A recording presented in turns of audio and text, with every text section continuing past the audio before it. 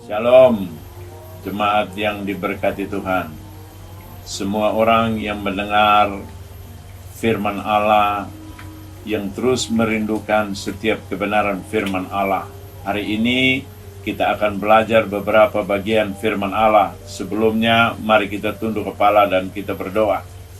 Bapa, di dalam nama Yesus Tuhan, kami sangat bersyukur dan terima kasih kepada Tuhan. Karena Tuhan memberi kesempatan bagi kami hari ini untuk kami boleh bersama-sama mau mendengarkan kebenaran firman Allah. Karena hari-hari ini adalah hari yang jahat. Karena itu kami memotivasi hidup kami untuk terus punya satu kerinduan mendengarkan firman Allah. Karena firman Allah yang terus memberi kekuatan bagi kami. Firman Allah yang terus memberi jalan keluar bagi kami di dalam setiap masalah persoalan hidup kami. Hanya firman Allah yang kekal itu yang terus kami rindu untuk mendengar, dan bagaimana kami mendapatkan rema di dalam kehidupan kami. Supaya ketika kami menjalankan hidup ini, kami tidak ada kekhawatiran, tidak ada ketakutan dalam kehidupan kami. Karena kami percaya firman Allah ada dalam kehidupan kami. Karena itu Tuhan, pagi hari ini Roh Kudus bekerja di dalam setiap kehidupan kami, supaya ketika kami mendengarkan firman Allah, Roh Kudus menerjemahkan di dalam kehidupan kami, membuka hati dan pikiran kami untuk menerima dengan utuh setiap kebenaran firman Allah. Karena Dia akan membersihkan hati dan pikiran kami, karena Dia akan meluruskan jalan kehidupan kami. Terima kasih banyak Bapa di surga. Kami sudah siap mendengarkan firman-Mu. Hanya di dalam nama Yesus Tuhan kami mengucap syukur dan berdoa. Haleluya. Amin. Mari kita baca satu bagian firman Allah yang saya pilih dalam Yakobus pasal yang ke-1, ayat yang ke-12 sampai dengan ayat yang ke-17. Pengujian dan pencobaan. Firman Allah berkata, berbahagialah orang yang bertahan dalam pencobaan, sebab apabila ia sudah tahan uji, ia akan menerima mahkota kehidupan yang dijanjikan Allah kepada barang siapa yang mengasihi Dia. 13. Apabila seorang dicobai, janganlah ia berkata pencobaan itu datang dari Allah, sebab Allah tidak dapat dicobai oleh yang jahat, dan ia sendiri tidak mencobai siapapun. Tetapi tiap-tiap orang dicobai oleh keinginannya sendiri, karena ia diseret dan dipikat olehnya. Dan apabila keinginan itu telah dibuahi, ia melahirkan dosa. Dan apabila dosa itu sudah matang, ia melahirkan maut. Saudara-saudara yang kukasihi, janganlah sesat. Setiap pemberian yang baik dan setiap anugerah yang sempurna datangnya dari atas, diturunkan dari Bapa segala terang, padanya tidak ada perubahan atau bayangan karena pertukaran. Berbahagia bagi kita pagi ini yang mendengarkan firman Allah, menyimpan di dalam hati kita, renungkan dalam hidup kita, supaya bagaimana kita mendapat rema dan menjalankan di dalam kehidupan kita. Baik Bapak Ibu yang diberkati Tuhan, saya memberi satu tema kecil bagi kita pada hari ini. Dari Tuhan atau dari setan? Jika dari Tuhan itu hal yang baik, tapi dari setan itu sesuatu yang jahat. Maka itu hari ini mari kita mengoreksi setiap kehidupan kita. Apa yang kita buat, apa yang kita lakukan, apa yang kita katakan, supaya kita mengoreksi benar ini keluar dari Tuhan, atau ini dari pikiran dan keinginan kita yang jahat, atau pengaruh setan yang terus merasuk kehidupan kita. Saya percaya orang-orang yang sudah percaya kepada Tuhan, dia sudah menyerahkan hidupnya kepada Tuhan.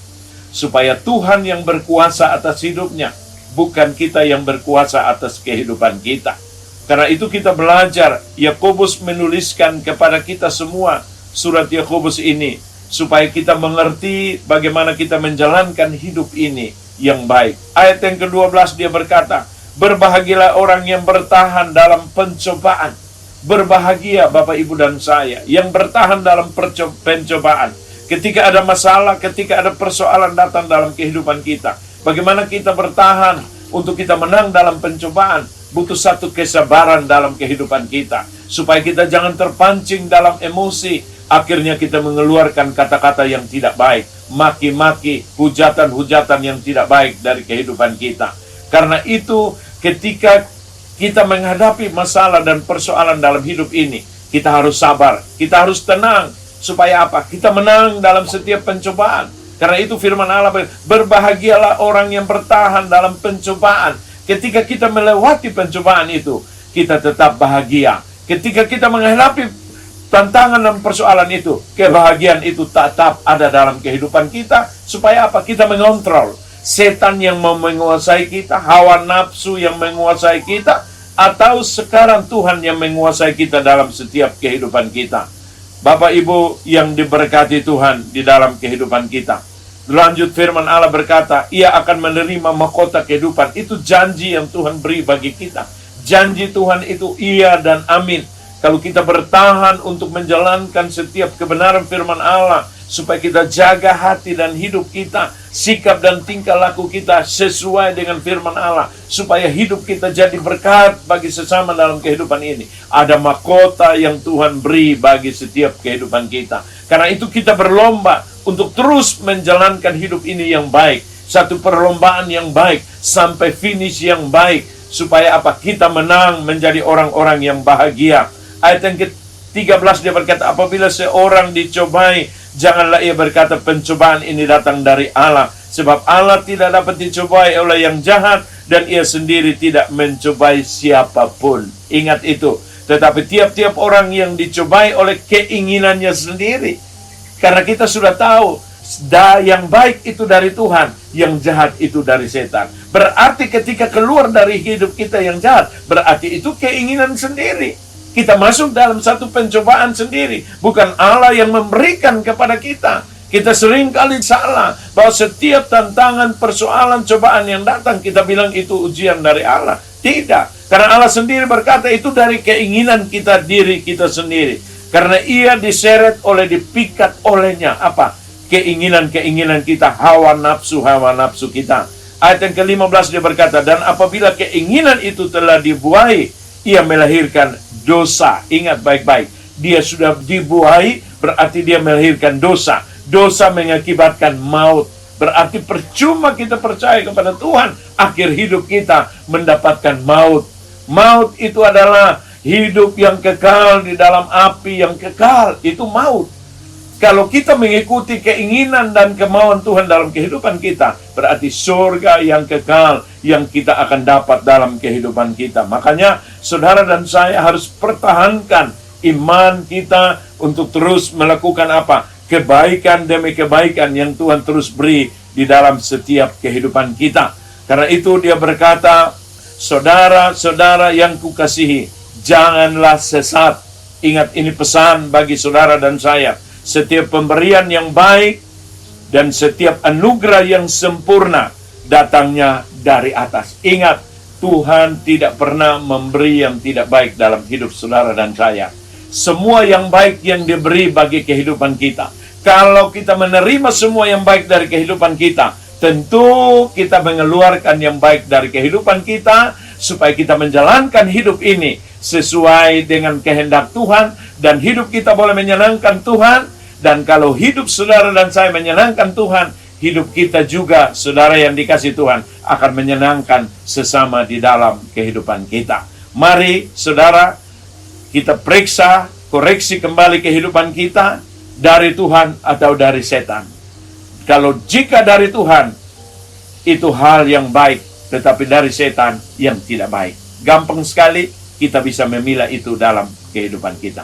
Mari kita tunduk kepala dan kita berdoa. Bapa, di dalam nama Yesus Tuhan, kami sangat bersyukur bahwa kami boleh mendengarkan firman Allah.